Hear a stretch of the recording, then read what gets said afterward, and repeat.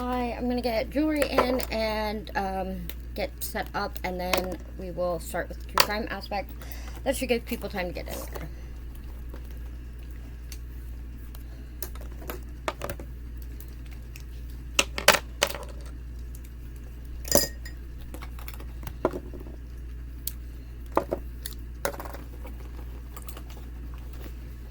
Yeah. I'm hyperactive today, and I don't really know why, but this is where we are. So, take it with you.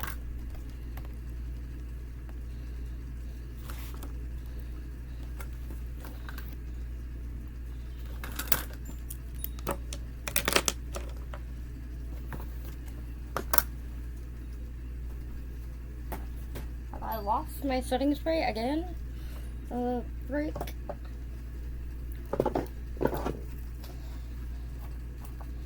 I have, and I don't know how I did that. That's great. I need that.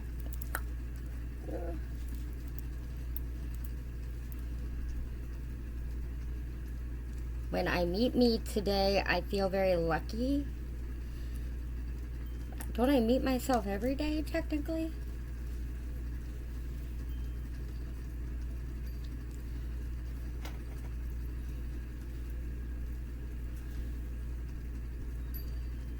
And if you mean when I meet you today, I'll feel very lucky, why is that? Enlighten me.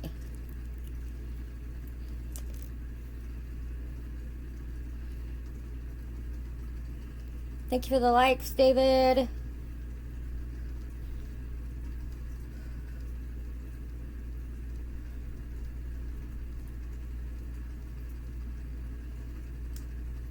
I want to know why I'm so lucky. Tell me. I feel left out now because I don't get to know why I'm lucky.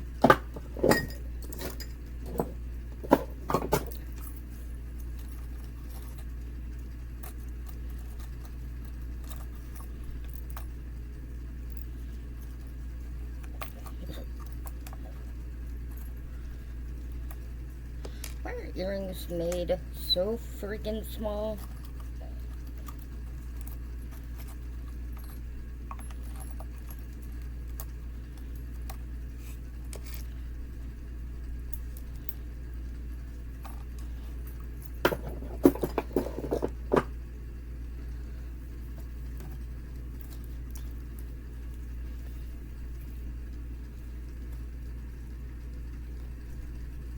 What cat?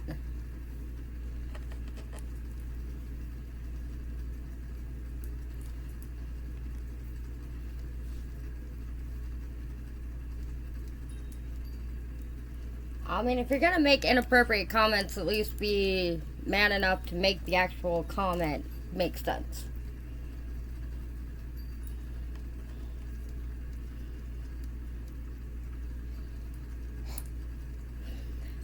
TikTok's wildin' today. Whew. I'm gay and married, so you won't get very far.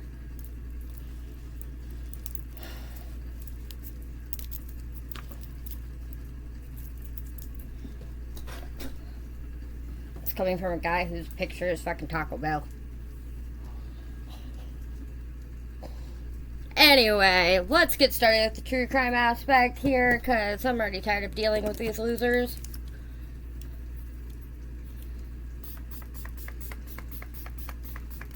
You got your 15 minutes of fame. Hope you're happy.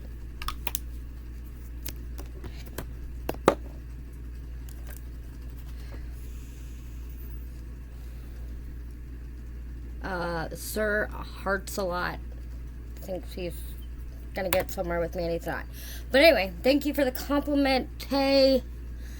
Let's get started with the true crime. I am now no longer responding to personal comments left on TikTok or on my YouTube because I have a segment to get through and it's a long one and this is gonna take a little while. So let's get started, shall we? David Berkowitz, aka Richard David Flacco, was born on June 1st of 1953. He was also known as the Son of Sam and the .44 caliber killer, and is an American serial killer who pleaded guilty to 8 shootings that began in New York City on July 29th, 1976. I find this ironic because July 29th is my dad's birthday.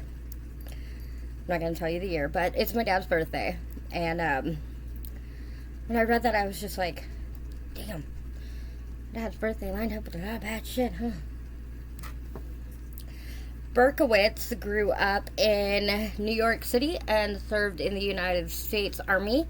Using a .44 special caliber bulldog revolver, he killed 6 people and wounded 7 others by July of 1977.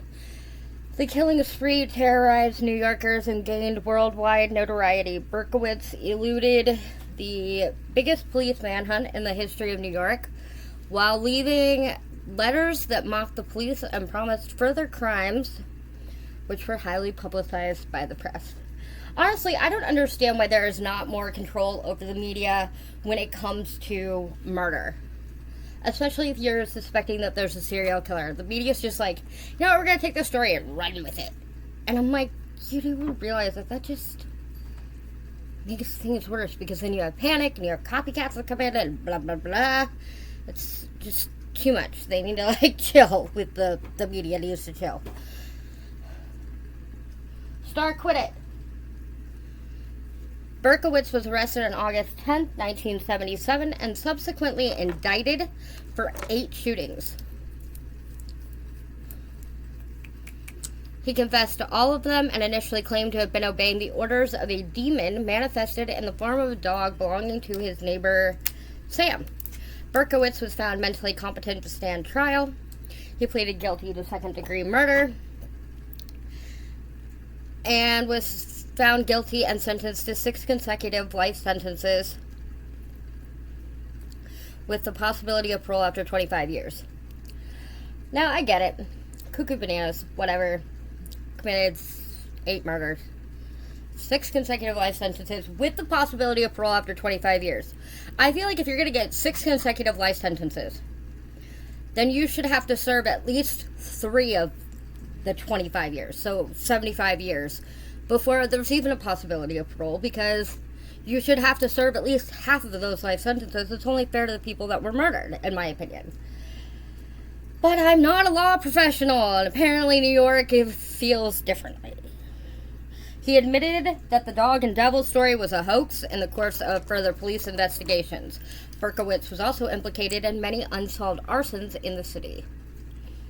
In the mid-1990s, he amended his confession to claim that he had been a member of a violent satanic cult that orchestrated the incidents as ritual murder. A few law enforcement authorities have said that his claims might be credible, but he remains the only person ever charged with the shootings. A few investigations of the murders began in 1996, but was suspended indefinitely after inconclusive findings. His mother, Elizabeth Betty Broder, grew up as part of an impoverished Jewish family and was a waitress. She married Tony Falco, an Italian-American, in 1936. After a marriage of less than 4 years, Tony left her for a prettier woman. Sounds about right for the American man.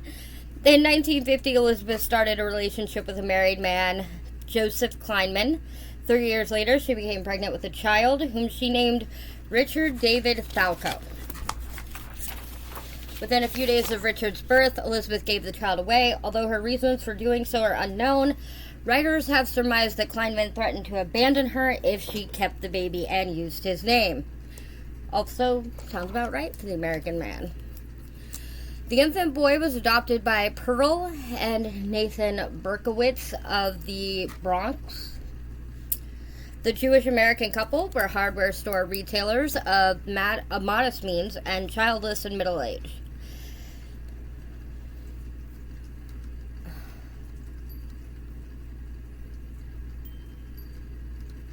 Sorry, I have to block this because it's just getting ridiculous.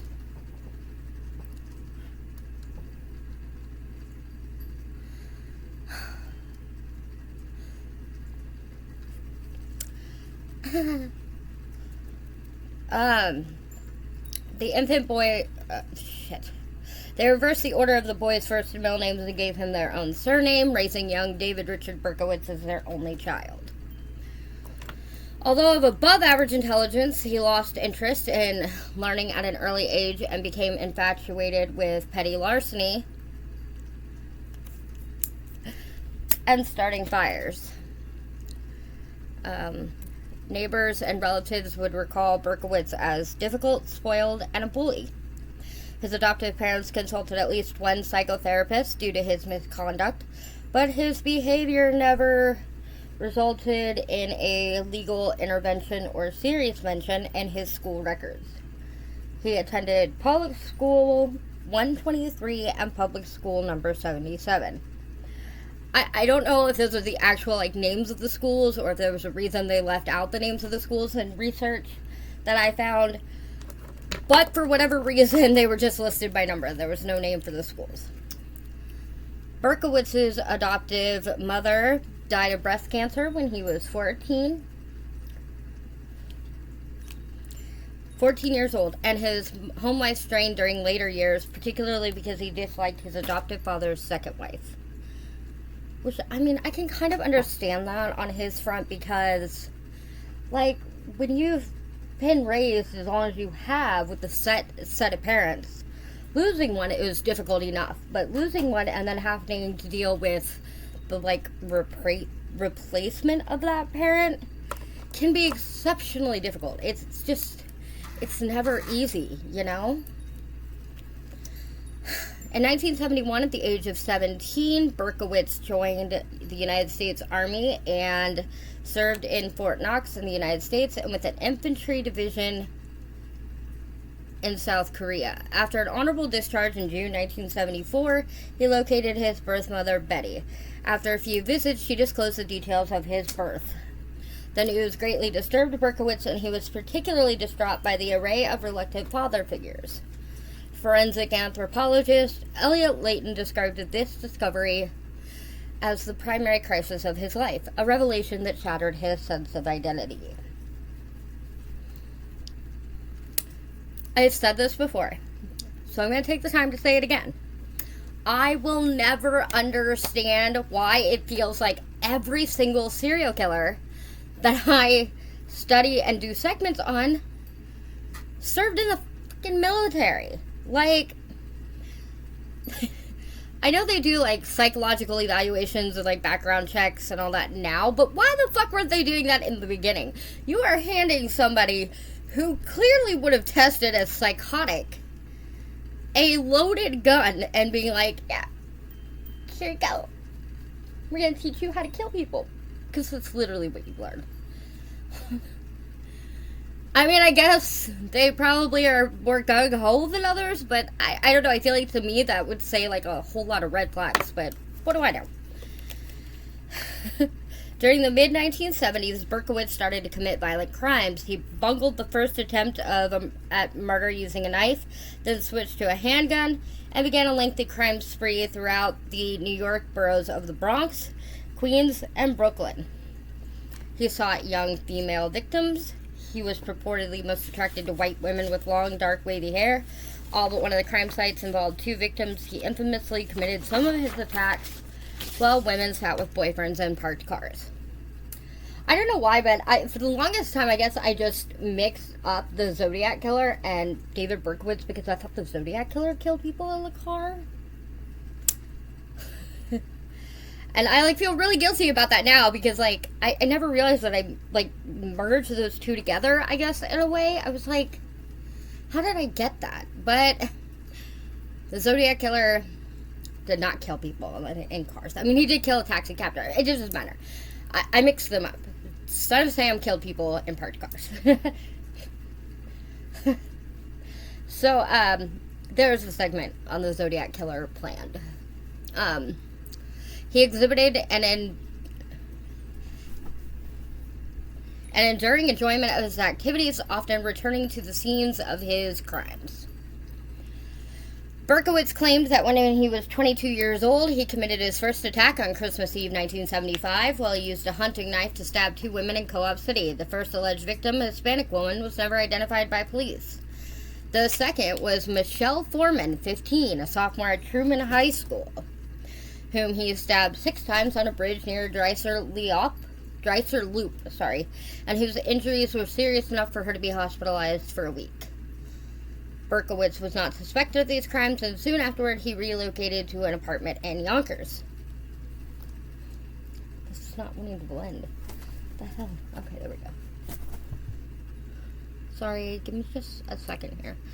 The first shooting, attributed to the son of Sam, occurred in the Pelham Bay area of the Bronx at about 1:10 a.m. on July 29, 1976. Donna Loria, 18, an emergency medical technician, and her boyfriend, Jody Valenti, 19. I don't know. Hold on. And, I'm sorry, not her boyfriend, and her friend, Jody Valenti, 19. I read that so wrong. A nurse were sitting in Valenti's double-parked Oldsmobile discussing their evening at Peachtree's, a New Rochelle discotheque. Donna opened the car door to leave and noticed a man quickly approaching the car. Startled and angered by the man's sudden appearance, she said, "Now what is this?" The man produced a pistol from the paper bag that he carried and crouched. He braced one elbow on his knee, aimed his weapon with both hands, and fired. Jody survived her injury and said that she did not recognize the killer. Now, I've gone shooting. I've been with my aunts and uncles who live out in kind of the country areas, and they shoot and all that jazz. And I was never taught to crouch when shooting. So I don't know if that's just something that he felt he needed to do, or what, but I've just never, I mean, has anybody else ever been taught that way?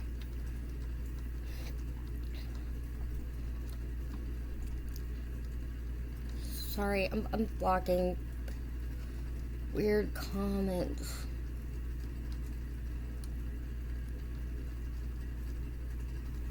Okay, that was fun. I'll letting this dry a minute and then I'll keep going.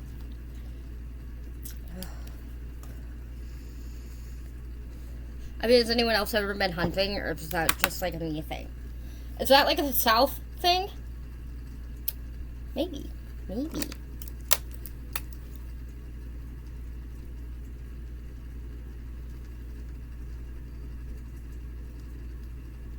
Actually, my laugh isn't that bad, Boogeyman.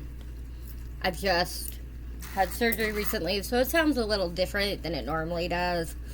Admittedly, it probably sounds a bit rough. On October 23rd, 1976, a similar shooting occurred in a secluded residential area of Flushing, Queens, next to That's supposed to say Bowen, isn't it? Next to Bowen Park. Carl Denaro, 20, a Citibank security guard, and Rosemary Keenan, 18, a Queens college student, were sitting in Keenan's parked car when the window suddenly shattered. Both survived the attack, although Carl needed a metal plate to replace a portion of his skull. Neither victim saw the attacker.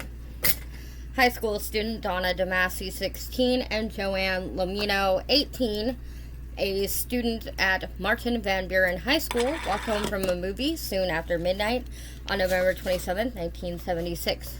They were chatting on the porch of Joanne's home in Floral Park when a man dressed in military fatigues, who seemed to be in his early 20s, approached them and began to ask directions. He shot each of the victims once, and as they fell to the ground injured, he fired several more times, striking the apartment building before running away. At least be a man enough to stay and find out what happens, fucker.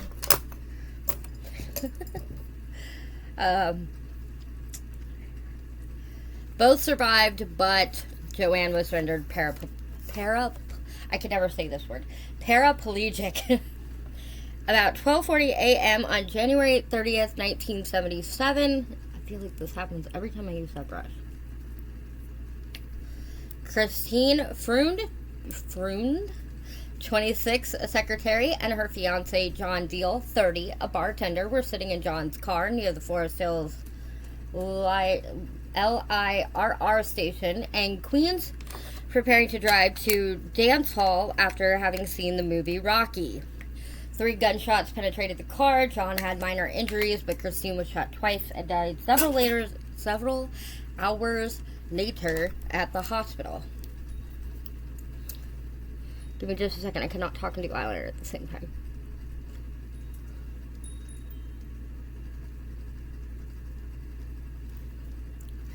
At about 3 a.m. on April 17th, 1977, Alexander Esau, I hope I'm saying that right, 20, a tow truck operator, and Valentini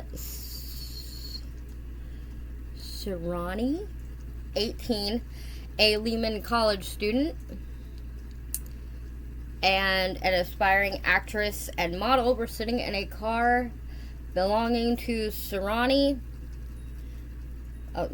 belonging to Alexander's brother on the Hutchison River Parkway service road, about a block from the girl's home and only a few blocks away from the scene of the Gloria Valenti shooting. Sorry, it's so hard to do eye makeup and read and talk at the same time because I can't see it very clearly. A resident of a nearby building heard 4 shots and called the police.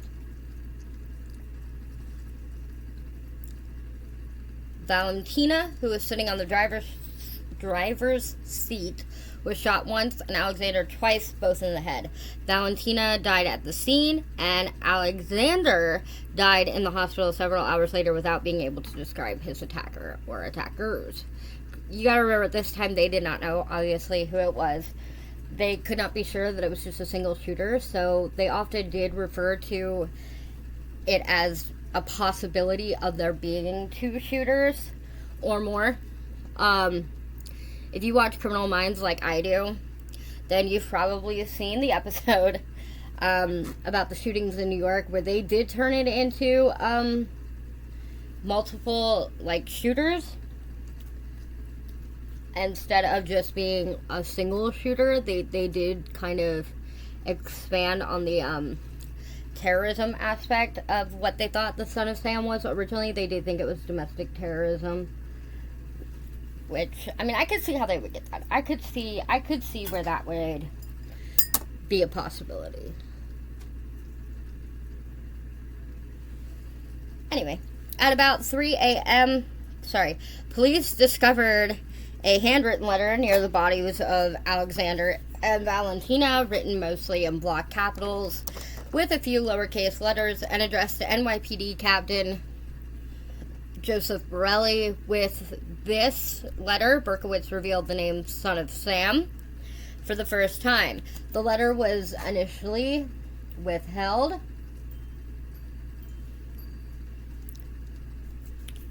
from the public, but some of its contents were revealed to the press, and the name Son of Sam quickly replaced the old name. The letter expressed the killer's determination to continue his work and taunted police for their fruitless efforts to capture him. He was described as neurotic and probably suffering from paranoid schizophrenia, and believed himself to be a victim of demonic possession. On May 30th, 1977, Daily News columnist Jimmy Breslin received a handwritten letter from someone who claimed to be the .44 caliber shooter. The letter was postmarked early that same day in Englewood, New Jersey.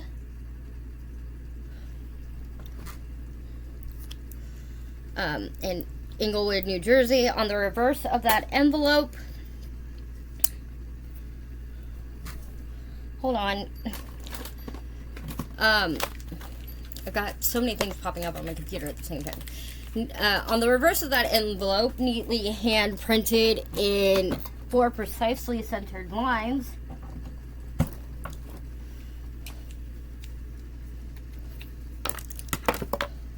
were the words "blood and family, darkness and death, absolute depravity, .44.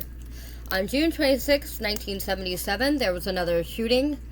Sal Lupo 20, a mechanic's helper, and Judy Placido, 1917. Give me 1 minute. What are you doing?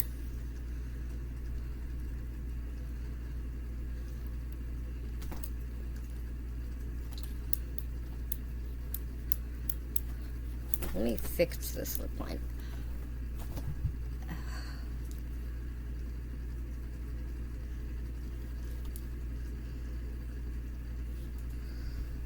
Okay, there we go.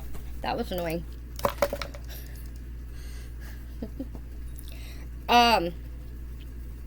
Where was I?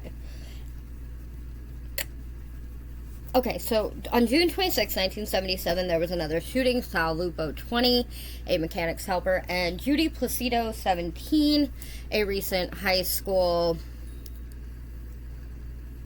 graduate, had left the Alphas discotheque in Bayside, Queens, and were sitting in Sal's parked car at about 3 a.m. when 3 gunshots blasted through the vehicle.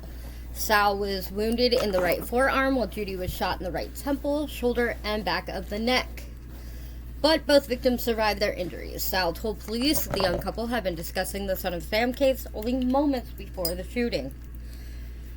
Early on July 31st, 1977, Stacy Moskowitz, 20, a secretary, and Robert Violante, 20, a clothing store salesman, were in Robert's car. Hold on. Which was parked under a streetlight near a city park in the neighborhood of Bath Beach on their first date. I really don't understand why these kids weren't like, oh, he's shooting people in cars. Maybe we shouldn't hang out in the car. You know what I mean? Like, why did that not occur to any of these people after the first, 2 shootings? Let's go, maybe 3, if you're going to be a little skeptical.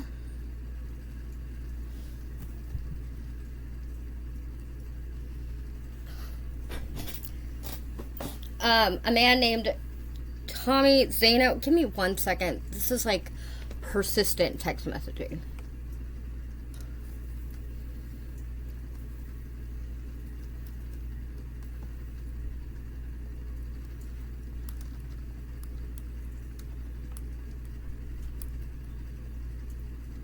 I hate having this happen in the middle of filming, but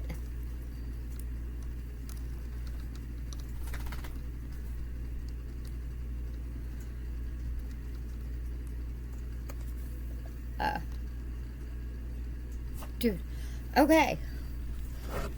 Early on July 31st, 1977, Stacy Moskowitz, 20, a secretary, and Robert Violante, 20, a clothing store salesman, were in Robert's car, which was parked under a streetlight near a city park in the neighborhood of Bath Beach on their first date. They were kissing when a man approached within 3 feet of the passenger side of Robert's car and fired 4 rounds into the car, striking both victims in the head before he escaped into the park. A man named Tommy Zino was a witness to the shooting. Robert lost his left eye. Stacy, the only blonde victim, Berkowitz, died from her injuries. Local resident Cecilia Davis was walking her dog at the scene of the Moskowitz and Violante shooting when she saw patrol officer Michael Catino ticketing a car that was parked near a fire hydrant. Berkowitz's 1974 yellow Ford Galaxy was among the cars that they investigated. Ironically, I just did another segment on a guy who had a Ford Galaxy, and I'm like, and nobody thought this was weird?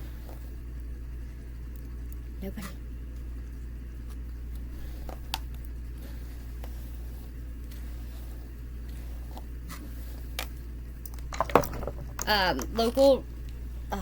On August 9th, 1977, NYPD Detective James Justice telephoned Yonkers police to ask them to schedule an interview with Berkowitz. Wheat Carr informed Justice that Berkowitz had shot and wounded their black lab, Harvey, and that was her father, Sam's dog. When Justice heard Sam, he had a very good feeling that Berkowitz was the one they were looking for.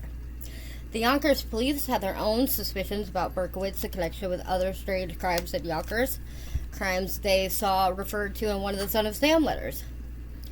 Yonkers investigators even told the New York City detective that Berkowitz might be the son of Sam. August 10th, 1977, police investigated Berkowitz's car that was parked on the street outside his apartment building at 35 Pine Street in Yonkers. They saw a gun in the back seat, searched the car, and found a duffel bag filled with ammunition, maps of the crime scenes, and a threatening letter addressed to Inspector Timothy Dowd of the Omega Task Force. Police decided to wait for Berkowitz to leave the apartment rather than risk a violent encounter in the building's narrow hallway. Berkowitz exited the apartment building at 10 p.m. and entered his car. Detective John Falotico approached the driver's side of the car. Falotico pointed his gun to Berkowitz's temple, while Detective Sergeant William Gardelia pointed his gun from the passenger side. A paper bag containing a .44 caliber bulldog revolver of the type that was identified in ballistics test was found next to was found next to Berkowitz in the car. Berkowitz then stated flatly, "Well, you got me." Berkowitz was interrogated for about 30 minutes in the early morning of August 11th, 1977. He quickly confessed to the shootings and expressed an interest in pleading guilty. His confession was taken by John Keenan. Berkowitz claimed that his neighbor's dog was one of the reasons that he killed, stating that the dog demanded the blood of pretty young girls. He stated that Harvey Carr's black lab was possessed by an ancient demon and that it issued irresistible commands that Berkowitz must kill people. 3 mental health exams determined that Berkowitz was competent enough to stand trial. And on May 8, 1978, as he pleaded guilty to all of the shootings, at his sentencing 2 weeks later, Berkowitz caused an uproar when he attempted to jump out of the window of the 7th floor courtroom. After he was restrained, he repeatedly chanted, "Stacy was a whore," and shouted, "I'd kill her again. I'd kill them all again." On June 12, 1978, Berkowitz was sentenced to 25 years to life in prison for each murder to be served consecutively. He was ordered to serve time in Attica Correctional Facility and upstate New York Supermax Prison. In 1979, there was an attempt on Berkowitz's life in which the left side of his neck was slashed from front to back, resulting in a wound that required more than 50 stitches to close. In 1987, Berkowitz became an why is this such a hard word to say? Evangelical Christian in prison. According to his personal testimony, he said he was no longer to be referred to as the son of Sam, but the son of Hope. In 2002, during the DC sniper attacks, Berkowitz wrote a letter telling the sniper to stop hurting innocent people. Berkowitz is responsible for the so-called son of Sam law that negates serial killers and other big criminals from profiting off their crimes. They can't publish books or sell their stories for profit.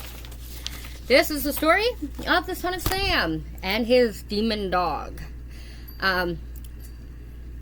Please leave your comments down below. Let me know what you thought of this segment. Today's look was 20,000 Leagues Under the Sea from Disney. And join us tomorrow for another makeup look, and next Friday for another true crime segment. Can't wait to see you all later. Bye. Have a good day. Make good choices. Don't do anything I wouldn't do.